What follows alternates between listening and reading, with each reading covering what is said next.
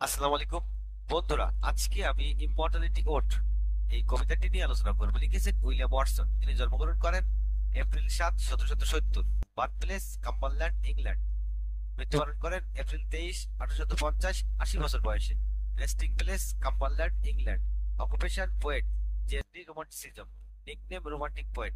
Spouse name Mary Hutchinson. Remarkable works: lyrical ballads, the prelude, and I Wander lonely as a cloud, or Intimations of Immortality। Stanza 11। Line of poem 205।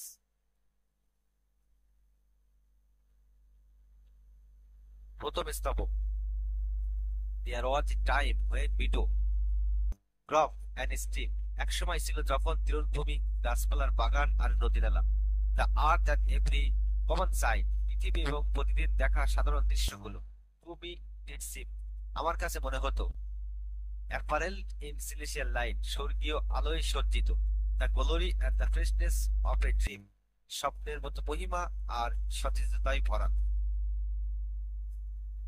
It is not now as it had been of year, এখন আর আগের মতো নেই সেই অনুভূতি।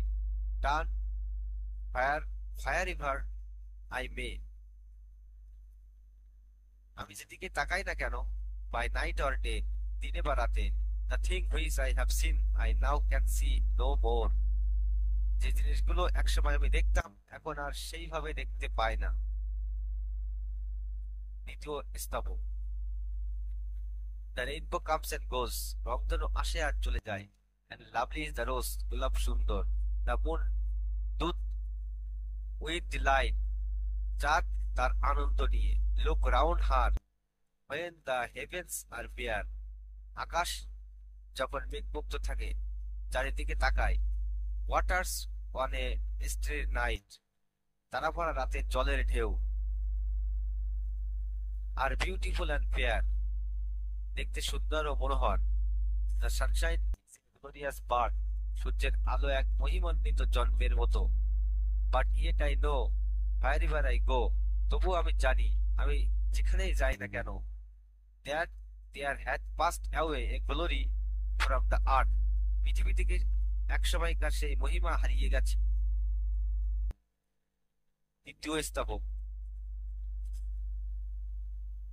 নাও while the birds the sing a joyous song, এখন যখন পাখিরা আনন্দের গান গাইছে।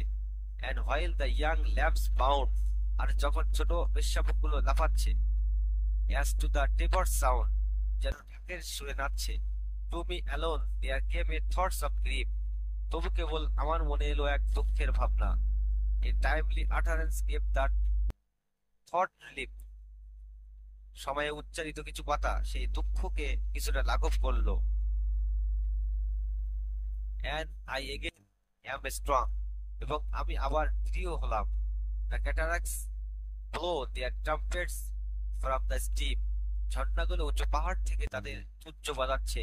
No more shall grief of mine the season wrong, আমার শোক আর এই ঋতুর আনন্দ নষ্ট করবে না। আমার শোক আর এই ঋতুর আনন্দ নষ্ট করবে না। I hear the echoes thought the mountains throng, আমি শুনতে পাই প্রধ্বনি, পাহাড়ের বুকে জমে উঠছে। The winds come to me from the fields of sleep, বাতাস আমার কাছে আসে ঘুমন্ত ক্ষেতের দিক থেকে। And all the earth is gay, এবং সমগ্র পৃথিবী আনন্দে ভরপুর। ল্যান্ড এন্ড সি, স্থল ও সমুদ্র, give themselves up to jollity, নিজেদের উৎসর্গ করেছে উল্লাসে। And with the heart of May, এবং মে মাসের প্রাণবন্ত হৃদয় নিয়ে। জুন এভরি বিস্ট গিভ হলিডে, প্রত্যেক প্রাণী উৎসব পালন করছে। দাও চাইল্ড অফ জয়, হে আনন্দের সন্তান। Shout round me, let me hear thy shout, দাও হ্যাপি শিপার্ড বয়, আমার চারপাশে চিৎকার করো, তোমার উল্লাসের ধ্বনি আমাকে শোনাও, হে সুখী রাখাল ছেলে। চতুর্থ স্তবক: ye blessed creatures I have heard the call, হে ধন্য প্রাণীগণ, আমি তোমাদের ডাক শুনেছি।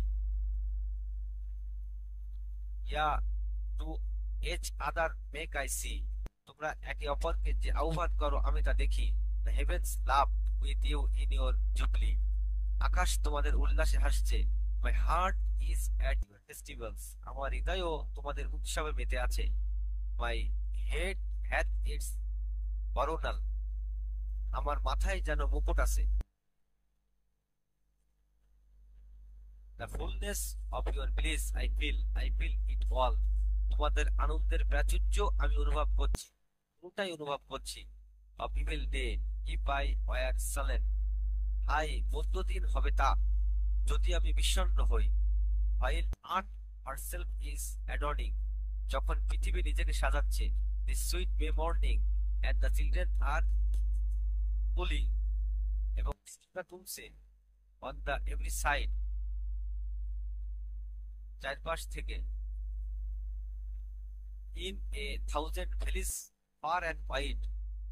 হাজারো উপত্যকা থেকে দূর দূরান্তে। Fresh flowers while the sun shines warm. তাজা ফুল যখন সূর্য উষ্ণভাবে জ্বলছে। And the baby lifts up on his mother's arm. এবং শিশু মায়ের বুকে আনন্দে লাফিয়ে উঠছে। I hear with joy I hear. আমি শুনছি আনন্দে শুনছি। But there is a tree of many one. কিন্তু আছে একটি গাছ অনেকের মধ্যে একটি। A single field which I have looked upon. একটি ক্ষেত্র যেটির দিকে আমি তাকিয়েছি। Both of them speak of something that is gone.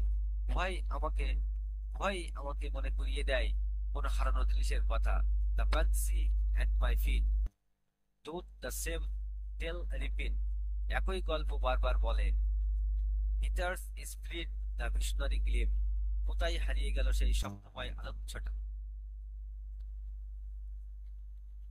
Where is it now, the glory and the dream? কোথায় এখন সেই মহিমা আর স্বপ্ন?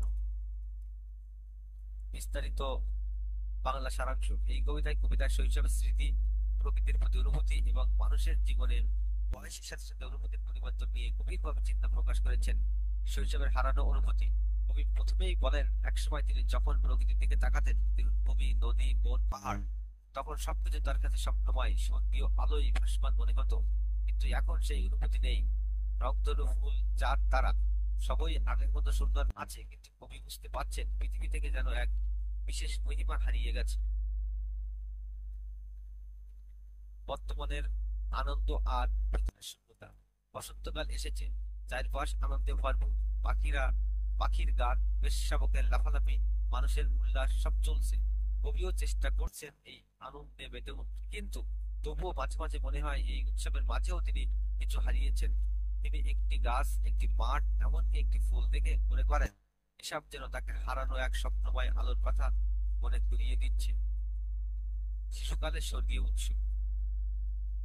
কবি ব্যাখ্যা করেন এই মহিমা আসলে মানুষের আত্মা থেকে আসে। প্রতিটি শিশু জন্মের আগে যেন এক ডিভাইন স্বর্গীয় জগতের বাসিন্দা ছিল। জন্মের পরও শিশু সেই স্বর্গীয় আলোর কিছুটার সঙ্গে নিয়ে আসে, যার কারণে শিশুর চোখের দুনিয়া এত সুন্দর ও পবিত্র লাগে। বয়স বাড়ার সাথে সাথে এই স্বর্গীয় স্মৃতি ফিকে হয়ে যায়, কারণ বাস্তব জীবনের দুঃখ, দায়িত্ব ও অভ্যাস মানুষের মনের গভীরতা ঢেকে দেন। স্মৃতির মাধ্যমে মহিমা ধরে রাখা। যদিও এই ঈশ্বরীয় আলো হারিয়ে যায়, তবুও শৈশবের স্মৃতি ও কল্পনা মানুষের জীবনে আলো ছড়ায়। কবি বলেন আমরা হয়তো সেই স্বর্গীয় অনুভূতি পুরোপুরি ফিরে পাবো না, কিন্তু আমরা স্মৃতির মাধ্যমে, ভালোবাসা দিয়ে, জীবনের অভিজ্ঞতায় সেই মহিমার আভাস রাখতে পারি। প্রকৃতি ও জীবনের শিক্ষা। শেষে কবি প্রকৃতির কাছে কৃতজ্ঞতা প্রকাশ করেন। প্রকৃতি তাকে শিখিয়েছে যে জিনিস চলে গেছে তা নিয়ে শুধুই শোক করা নয়, বরং যা বাকি আছে তা নিয়ে আনন্দ করতে হবে। যদিও শৈশবের মতো আর সেই পিওর আনন্দ নেই, তবুও এখনকার জ্ঞান, অভিজ্ঞতা ও বোধ দিয়ে জীবনের এক নতুন অর্থ তৈরি করা সম্ভব। ভাব। এই কবিতায় মানুষের আত্মা, শৈশবের সৌন্দর্য, জীবনের পরিবর্তন এবং প্রকৃতির সাথে গভীর সম্পর্ক নিয়ে লেখা। ওয়াটসন দেখিয়েছেন শৈশব আমাদের জীবনের সবচেয়ে পবিত্র সময়, কারণ তখন আমরা ঈশ্বরীয় উৎসের কাছাকাছি থাকি। বয়স বাড়লে সেই আলো ফিকে হয়, কিন্তু স্মৃতি, ভালোবাসা এবং অভিজ্ঞতা আমাদের জীবনের নতুন এনে দেয়। বন্ধুরা, আজকের এই কবিতাটির সার কথা এ পর্যন্তই। আশা করি বুঝতে পেরেছ। ভালো থাকো সবাই।